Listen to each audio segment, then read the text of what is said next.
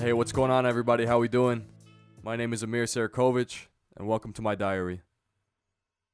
Now, I'm not sure how many of you have had a diary in your life or you're still using one at this moment, but I never have.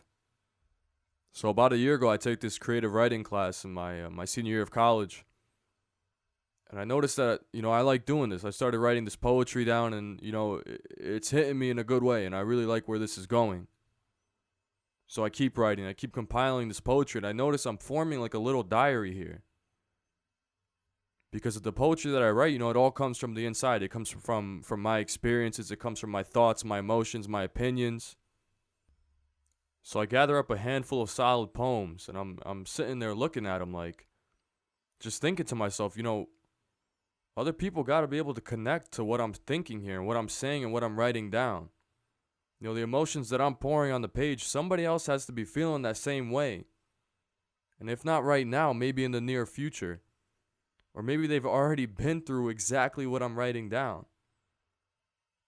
So that got me thinking, like, what is the purpose of hiding your diary under lock and key? I just feel like there's no value in that. And I think that a part of the reason why we do that is because we think we live such individual lives. The things that I'm going through, only I'm going through, and nobody else has been through. But I just don't think that's the case. The idea that your life is unique is just wrong. It's only a symptom of the fact that we believe that your diary should be kept under lock and key. Nobody should know what you're going through. Nobody should know your thoughts, your opinions, your emotion. Nobody should know that. That information is supposed to be under your pillow where nobody can find it. But for what? What's the purpose of hiding it? Your experience is valuable. And when I was putting this poetry together, I see like the shit that I'm writing down is valuable. So why would I hoard all this stuff to myself when it might help somebody? That's what the Diary of a Balkan Kid is all about. It's about opening up. It's about me having the courage to share my experience because I know you guys are going through the same thing. For example, the first poem that I've chosen for this episode is all about my social media addiction. And the reason why I chose to do this one first is because I know that most of you, if not all of you, can connect to this one. So without further ado, this one is called The Button. The second I wake, I reach for it. It used to be a conscious reaction. Now, it's a reaction to consciousness. My thumb swipes up, down, left, right, double taps. Muscle memory, they call it. But this is no memory. This is addiction. I'm caught in a dangerous cycle of seduction. I do not possess any physical signs of being an addict. Track marks, malnutrition, poor hygiene. But I feel the psychological workings of my brain reconstructing. Small fibers forming unhealthy connections. Together they scream, push the button, push the button, push the fucking button. That's all it takes. There is no syringe, no warm brown concoction. Only the press of a blue rectangle that says share. And for the next hour, I am somebody. Addiction shows its ugly face in many ways. To name a few, there's drug addiction, gambling addiction, you could be addicted to food, whatever it is, it plagues us all. Everybody has their vice. But I've never been one to fall too deep into these traps. I've only been on this earth for 22 short years. But I've realized that all these short blissful highs are always followed by longer lasting lows. But at the end of the day, I'm just a curious soul. Even if you tell me that something's really bad for me, I want to try it. I want to find out for myself. And with that being said, my curiosity has led me to open a bunch of trap doors. But I guess I'm lucky because I don't have that much of a addictive personality. As soon as I open the door, I see what's good. Something inside me says, hey bro, listen, you got to turn back or else it's going to be too late. And that's when I turn back. But right now I face a challenge to this natural truth of mine. The signal has warned me many times, shut the door, turn back. But I ignore the call. I find myself powerless. This drug is just way too good. And this addiction to this drug is buying straight into a theme that I've just been noticing throughout my life. And that theme is that the most dangerous person is the one who wears a disguise of a hero. And our Superman in this story is social media, swooping in from the Valley of Silicon to save us from disconnection, boredom, and lack of attention. I mean, the irony's palpable. Like, I can literally feel it in my hand how ironic this fucking situation is. But I want to give him a big shout out. Shout out to the developers. Thank you for Instagram. Because together, they have successfully embedded the Trojan horse into the very fabric of our society. I want you guys to join me in a little mental exercise. Close your eyes, put your thinking caps on, and just imagine what would happen if 70% of the United States was addicted to dope. What if our schools, our playgrounds, places of work, theaters, stadiums, and homes were all littered with fiends? Imagine our current war on drugs would escalate to more of a nuclear holocaust on drugs. Well, arm the nukes. Please, arm the nukes. Because 70% of our country is addicted to dope. Yeah, it's not traditional dope, but it's a new digital form of it. And this new form, this new digital dope, it's catering to the same pleasure centers of your brain as traditional narcotics. I mean, honestly, when was the last time you took a shit without your phone? Don't be ashamed if you can't remember. I mean, I have no clue either. Honestly, I forgot it was even possible. Yeah, that's just a joke. But at its core lies a more serious realization. Truth is, we're just too intoxicated by the endless supply of stimulus. But I guess Pavlov would be proud, right? After all, he was right. We've all been conditioned, almost 3.5 billion of us salivating like dogs at the sound of a notification. And all this we have to thank social media for. A moment of peace cannot exist in my day. How can I sit alone with my thoughts knowing that with the click of a button my skull can be stuffed with stimulus? With the click of a button I could watch all this crazy shit go down right now. Fight videos, near death, puppies, cats, whatever the fuck I need, whatever the fuck I want to see, I could see it right now. Why would I sit here and think about my life, think about plans for the future, when I could just be stuffed with stimulus right now like a fucking drug? Why would I sit there and think about my life? Why? Like a dope fiend, my body yearns for it. I imagine a heroin addict out there somewhere looking down at the needle in his or her arm, just wondering how they even got to this point. Not how the addiction started, but how 12 minutes ago they were on the couch and cannot remember how in the world they copped, cooked, and injected without dedicating a single thought to the task. Muscle memory, I guess. When the body wants something, it takes over. And I imagine some diluted version of this explains why every time I get a spare second, my phone just jumps into my hand. And somehow it's unlocked and tuned into Instagram and I'm just scrolling without thinking about it. When the body wants something, it takes over.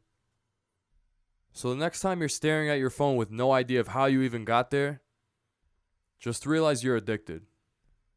It may seem so small, it may seem so benign, but this addiction, the constant phone in your hand anytime you get a spare second, it's so dangerous. I guess the best way I could sum it up is farewell self-reflection and hello attention deficit disorder. And I wish ADD was the only thing that social media has given me, but it's not. Social media has introduced me to an otherwise unknown cycle of depression. And I wish I could blame the developers just like I did before, but I can't. This one right here is on us. Our desire to express only the most positive aspects of our lives on social media is to blame. Nobody posts anything bad on there. Nobody tells their true life experience on there. It's only the good shit. The extravagant vacations, beautiful houses, luxurious cars, fast-paced lifestyles, all mixed together to form a nice shot of you're a fucking loser. And let me tell you something, don't be afraid to knock that shot back either. Throw it back, because there's plenty more where that came from. There's literally an unlimited amount of where that came from. You could do it all day long. Well, listen, I'm not going to sit here and act like I've experienced the true cold grips of real depression, because I haven't. And for that, I'm thankful. I'm blessed for that. And to those of you listening who have felt that, who have been there, who have felt that true depression, I'm not comparing this to that. But at the end of the day, it still is a form of depression. And I'd call you a liar if you're listening to this right now and say that you've never felt that way when you're scrolling through Instagram. You're going to sit there and tell me you've never been scrolling and just seen somebody else post a picture. They're on some crazy ass beach. They got a load of money, Gucci wallet, this and that. And they're younger than you. You never felt that? You never felt that cool breeze of depression just chill your spine? Here you are, it's 2 o'clock in the morning, you're scrolling on Instagram. But all these other people are out there getting it done, becoming successful. But here you are, scrolling through Instagram. I'm not afraid to say it. I've been there. I've been there plenty of times. I get on Instagram and an hour later I have no motivation for anything. My sleep schedule's fucked up and I just feel like a failure. I feel like I can't accomplish anything in this life because I'm comparing to everybody else. I find myself tangled in the bi-directional relationship between substance abuse and depression. Simply put, the more social media I use, the more depressed I am. And the more depressed I am, the more social media I use. And this right here is a trap, man. It's a fucking trap. It gets you and it holds you and it brings you down and you're stuck. You're done. I'm telling you this firsthand. I mean, with this quarantine shit going on, I'm working from home, right? First few days of it, I'm not used to being at home, all this time, not being able to get out. And I got kind of stuck in a little hole. And what did I do when I was in that hole? Man, I was on my phone for fucking hours. Just looking at everybody else's life. What's going on? They're more successful than you. They look better than you. And that's just what you do. And I noticed I was in a hole. And what did I do? I used more social media. And what did that do? That put me in a deeper hole. But I got myself out of that hole. You might wonder why. Or how. It's because I know that there's no comparison. You know what I mean? I'm comparing myself to something that isn't real. The stuff we are seeing on these social media platforms is simply not real. This is not their life. This is their life through rose-colored lenses or whatever the fuck the saying is. I heard this shit the first time with my friend Jack. Rose-colored lenses. You know what I'm trying to say? It's just not real. And at the end of the day, you shouldn't be comparing yourself to other people anyways. I know you've all seen the picture. It's so cliche. It's everywhere. It's a cartoon of there's this one dude digging a hole and he strikes a diamond first. But then there's another dude who's like 5 feet deeper who's digging a hole who's about to hit a huge load of diamonds. But he sees the other dude found diamonds up there, so he gets out of his hole and he does whatever. He goes and fucks himself. That's it, dude. That's it. You just gotta keep digging. Stop scrolling and keep digging. That's simple, man. That's simple. And you know what's the beauty of this podcast is that when I'm trying to speak my thoughts to you guys, I'm saying it to myself too. Because with this podcast, I compare. This is my first episode right here. I've been doing a lot of research. I've been working on this shit for almost a year now. But during that year, there have been gaps in the process. When you get that inspiration, you stop working. But why did I stop working? It's because I would compare myself to people who are already successful podcasting. I'm like, yo, look at their numbers. I can never do that. Who am I? Start scrolling through social media. You see all these other famous people podcasting. Oh, I could never do that. I'm envious of their lives. But I could do it, man, and I know that. I just gotta stop scrolling and keep digging. Stop scrolling, keep digging. I like that. I like that a lot. Johnny Sienna, if you're listening to this shit, put it on a t-shirt and send it to me ASAP. ASAP, you hear me? Listen, guys, I think at the end of the day, what it comes down to, this aspect of the social media, how it gives you that little bit of depression. And I mean, for many, it might be more, it might be less. But for me, it's a good amount. And not only is it a good amount, it's plentiful. You know what I mean? Like, it depends how much you use these platforms. But, I mean, common practice, you wake up in the morning, you check your phone, you scroll, lunchtime, this and that throughout the day before bed. And it's like, what are we doing here? It's all day. You're just getting this little breeze of depression, and it adds up over time because it's just a cycle. And the next thing I want to share with you guys is it's crazy. It's weird and I really can't wrap my mind around it. But there are times when I go to post a picture and I'm thinking of a caption, something cool and funny to say, get a lot of likes, you know, the usual. But my heart rate starts increasing. Da-dun, da-dun, da-dun. And I start sweating a little bit.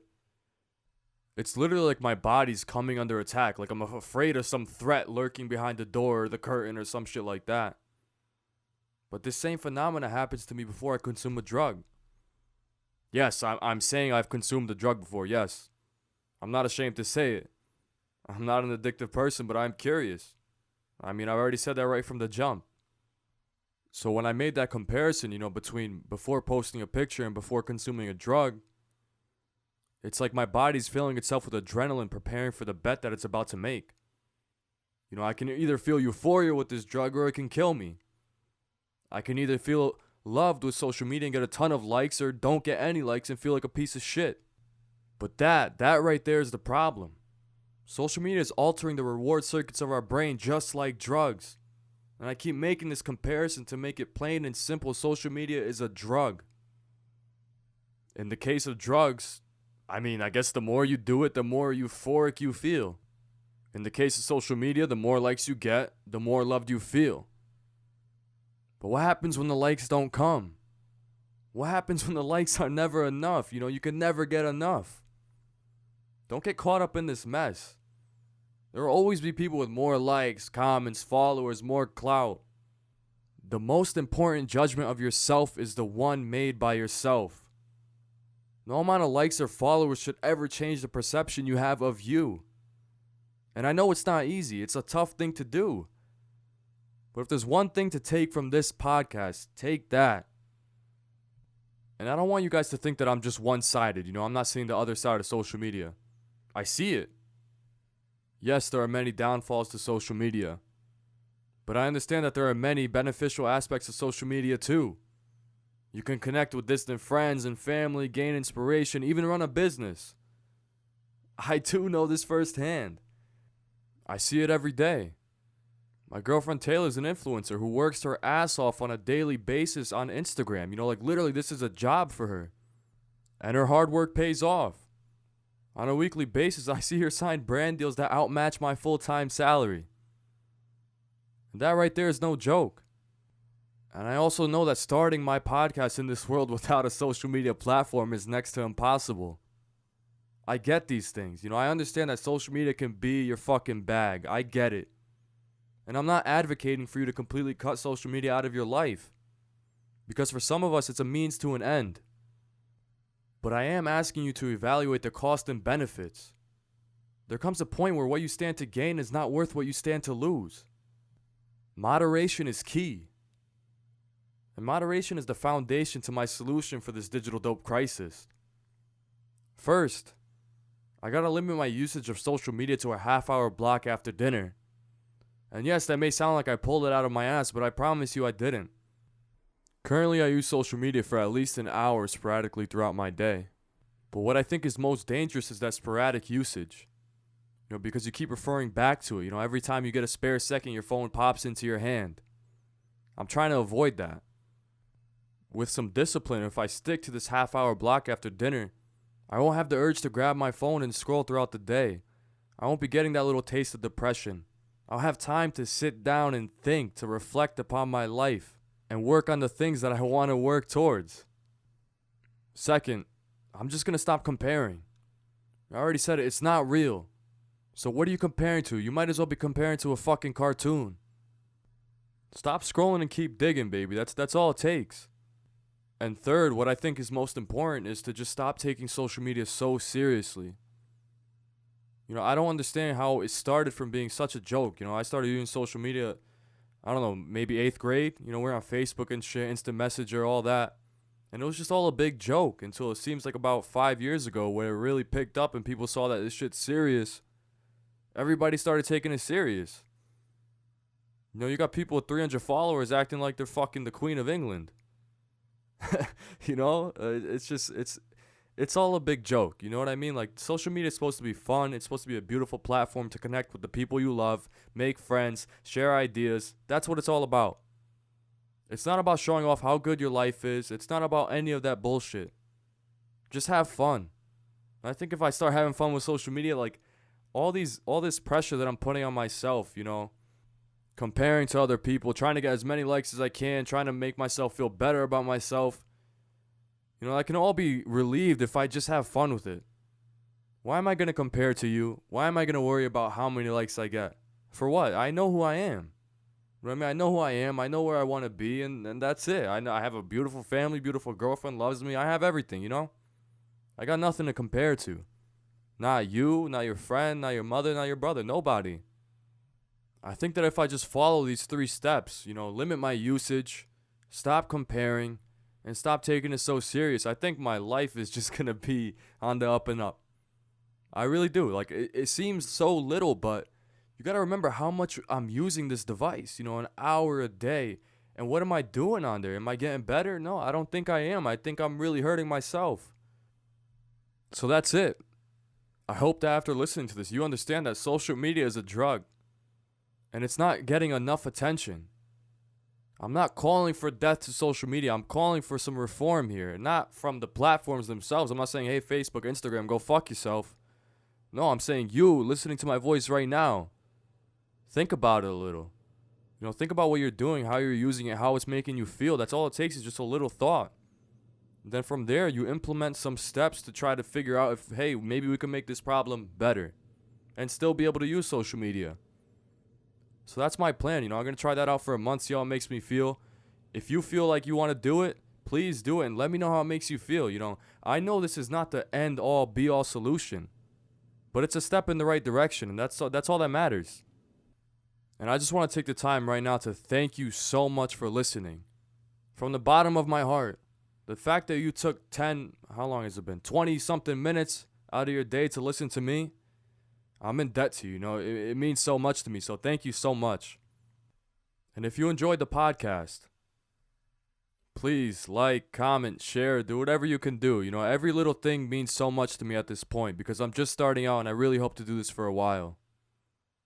And always feel free to reach out to me. Show some love. I'm doing this to connect with you.